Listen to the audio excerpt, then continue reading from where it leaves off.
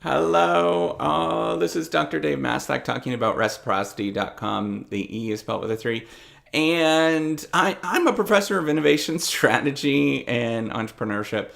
And I created this platform, reciprocity.com. It's a sharing economy proofreading platform where I was really anxious to get feedback on my writing. So I actually created this particular platform. And I think it's a really useful platform so you can actually get feedback and get some skills along the way, and as well as learn about some really interesting things in order for you to become a very prolific and amazing writer.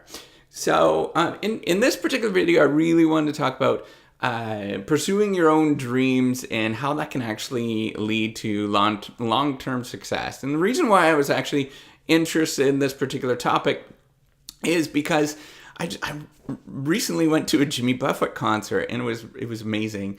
And I started thinking about how strange and unusual Jimmy Buffett is in terms of the message he sells, right? I'm going to get into exactly what I mean by this in a couple of minutes. But I also wanted to point out that this is part of my Startup and Small Business Strategy Saturday. So this is all about helping you become an amazing, excel at small business or excel at starting your startup or something along those lines, some new venture that you're creating. So what I'm going to do in this video is get into exactly what I mean, and then give you a couple of reasons why it's possible or why that actually might happen, why it's so unusual, and then finally give you a couple of tips on what you can actually do to improve your small business. So again, I'm going to put in Jimmy Buffett. I'm actually going to put in the concert right now. But I don't know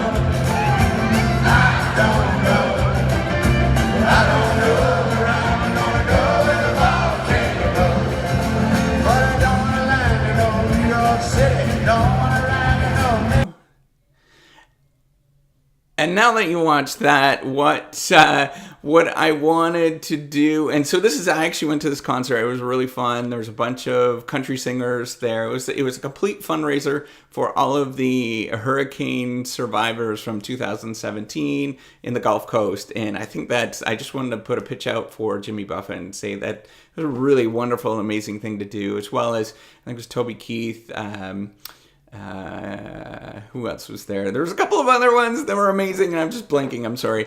But I just wanted to say that it was a wonderful thing to do. But then I started at the actual concert. I thought it was really strange and unusual when I started reflecting on the message that he sells, right? So the message of his music is just to relax and chill at the beach and to do absolutely nothing, just to be chill and have fun and don't take life seriously. In fact, it's really funny because he's up on the stage. He's got no shoes on.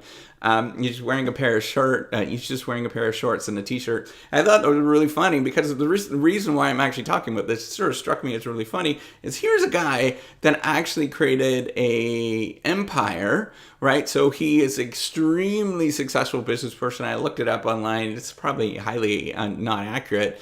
But I think he's worth about between $500 to $600 million to his name, which is amazing. And his entire message is for him, and his entire shtick is for him just to walk around with no shoes, a t-shirt, and pants, which seems, or a pair of shorts, which seems completely different and completely unusual to the normal message that you might hear and think of, that you have to go to Wall Street and do all that kind of stuff to actually make a very good income, right? To actually become successful with a particular business. So why is it and how is it that Jimmy Buffett is able to create this very successful business, even though he's doing something that one would expect the complete opposite, right? He's a total slacker doing nothing. And the message he sells is a total slacker doing nothing, right? So it's kind of a really unusual thing. It's not what you would hear. It's highly unusual to sort of suggest this in a business school that this would be a good strategy, for example. But it is an amazing strategy, and I'm going to tell you why, right? So the first one is he is fulfilling an unmet need, right? And it's not only that he's fulfilling an unmet need with his music and his message, right? We all like to relax. We all like to chill out. We like to go on vacation, right? We like to go to the beach and chill out every once in a while. And he's selling that. That's sort of part of his shtick, is that's what he's selling, is that sort of relaxing and chilling message. But he also pursues that message very relentlessly. If you look at all of his products, all of his music, it's all kind of themed. It's very thematic around that particular message of just chilling out and relaxing and having fun. And so it sort of builds with each other. And what's really neat, and because you pursue it relentlessly, as what he's doing here is pursuing it relentlessly, or what he's done over his life, is that over the long haul, right, you can imagine that there is a big mass of people that all have different needs and skills in the workplace, right? An entire audience, all your consumers, they really have all sorts of different things that they like. But if you reach an audience and you stick with something long enough and you continue to persist at that, what you're going to do is identify sort of pockets of individuals, all these people that have all these different skills and needs and stuff like that. And they're going to start sort of joining your tribe. It's going to be really small at the beginning, but then it's going to grow and grow. And that's exactly what he's done. I mean, his career is 30, 40 years at this point of just continuing to persist and do something that is, the same message over and over and over again, same music over and over again. He's pursuing that. The reason why he's probably able to do that is he's picked something that's really fun, and he's able to just totally relax doing it, which is really neat. If you think about it. So, and it's sort of hold on, keep that thought. I'm going to actually, in a minute, I'm going to tell you what you can actually do with that. So, the second thing that was really important is that he's continuing to reinvest in his success, right? So one thing that people do when they get a little bit of success, right? So for example, he could have maybe at the first couple of shows that he did is he could have, took it easy after that and just did like little things and stuff like that. And just kind of not taking it seriously. But the thing that he did is he continued to invest his success, right? So he's taken a chunk of his success, so maybe it's 25%, right? Whatever that success is. And to you, that might be your own profitability, right? So he takes 25% of whatever his effort is from his success and reinvests it and creates new things and new stuff, right? So maybe it's creating new music, for example, right? So you can imagine all the different songs he's producing and writing and stuff, or singing. And he's creating new things. He's also creating new experiences, these new concerts and stuff like that, right? All these new things, and continuing to sort of persist with that success, rather than just kind of totally relaxing and doing nothing, right? So in a weird way, for him choosing to do this sort of relaxed kind of Beatnik style, this sort of beach Beatnik style, he is actually choosing a career that allows him to persist for a very long time and reinvest in his own success, right? So he's just doing stuff that he really loves to do. And if you continue to do that for a long time, then success is going to happen, right? So you got to figure out what that is and how to actually continue to pursue at something for a long time so you can actually do that, right? So even if you think of his Jimmy Buffett's Margaritaville, which is that sort of restaurant chain that he has across the United States, I think it's into various countries as well, wherever there's any sort of vacationing going on, he's picked specific locations, or they pick specific locations where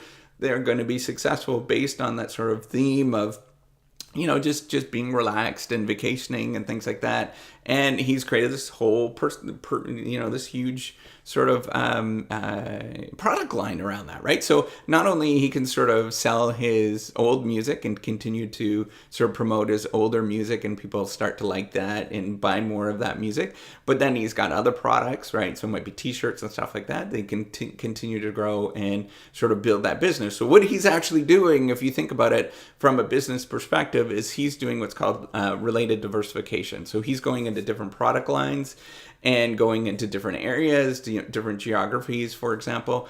And he's sort of promoting the same product, but just kind of like things that are slightly different. So he's able to sort of promote the same message, right? The sort of relaxing, chilling out message.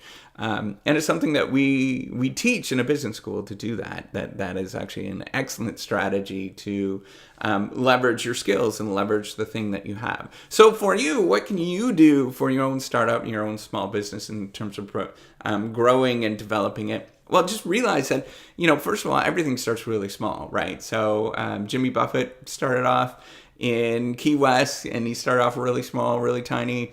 I have friends that are actually from Key West, and they're saying that, they knew their parents knew Jimmy Buffett when he was younger, and he was just a normal dude, right? And now he's this big thing. Just know that it starts off really slow and takes a long time.